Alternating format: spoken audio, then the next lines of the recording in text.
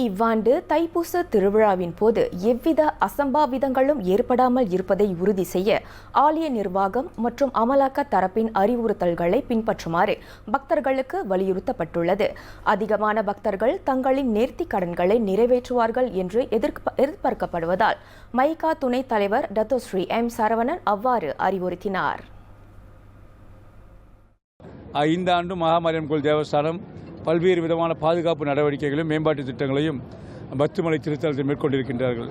ஆக இங்கே வருகின்ற பக்தர்கள் அவருடைய பாதுகாப்பை உறுதி செய்வதற்கு பல்வேறு நலத்திட்டங்கள் அறிமுகப்படுத்தப்பட்டிருக்கின்றன.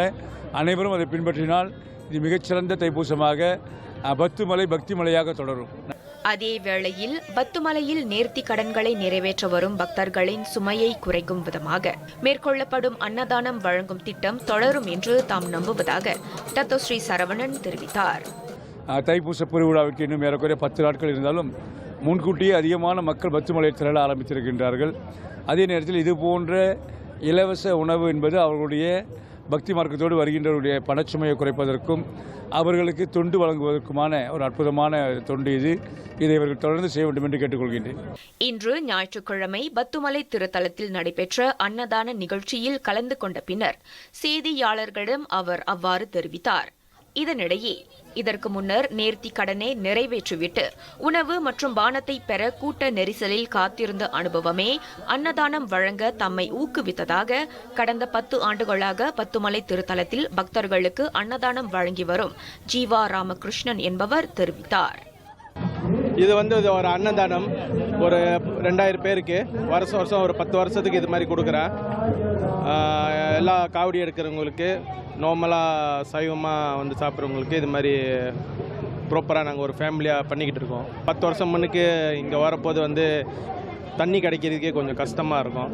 அதனால் நாங்களும் இங்கே தண்ணி போடுறது, சாப்பாடு கொடுக்குறது, சில பேர் சாப்பாடு கடையெல்லாம் ஒரு அளவு தான் பத்தம், சாப்பாடு கிடைக்கிறது கொஞ்சம் கஷ்டம். அதனால் நிறைய பேர் சாப்பாடு இல்லாமல் பசியாக இருப்பாங்க. அதனால் ஃப்ரீயாக கொடுக்கணும், இது மாதிரி அன்னதானத்துக்கு கொடுக்கணும்னு நாங்கள் எதிர்பார்த்துக்கிறோம். இந்த அன்னதானத்தை வழங்க சுமார் 10,000 ரிங்கிட்டிற்கும் மேல் செலவிடுவதாக கூறிய அவர் அதற்கான ஏற்பாடுகளை செய்ய தமது நண்பர்களும் உறுதுணையாக இருப்பதாக குறிப்பிட்டார்.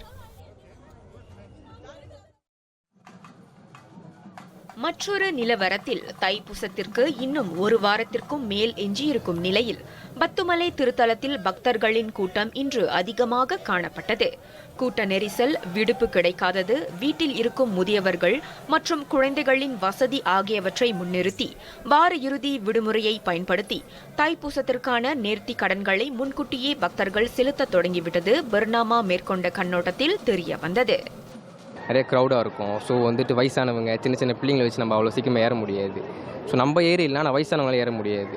அதனால் சீக்கிரமாக நேர்த்தி கண்ணை முடிச்சுட்டு தைப்பூசம் அன்னைக்கு வருவோம். ஸோ அன்னைக்கு முருகரை பார்த்துட்டு போகலாம். ஏன்னா ரொம்ப ஜேமு, பார்க்கிங் கூட ரொம்ப கஷ்டம். கிட்டத்தில் பார்க்கிங் கிடைக்காது. எத்தனையோ கிலோமீட்டர் தாண்டி தான் நம்ம நடந்து வரணும்.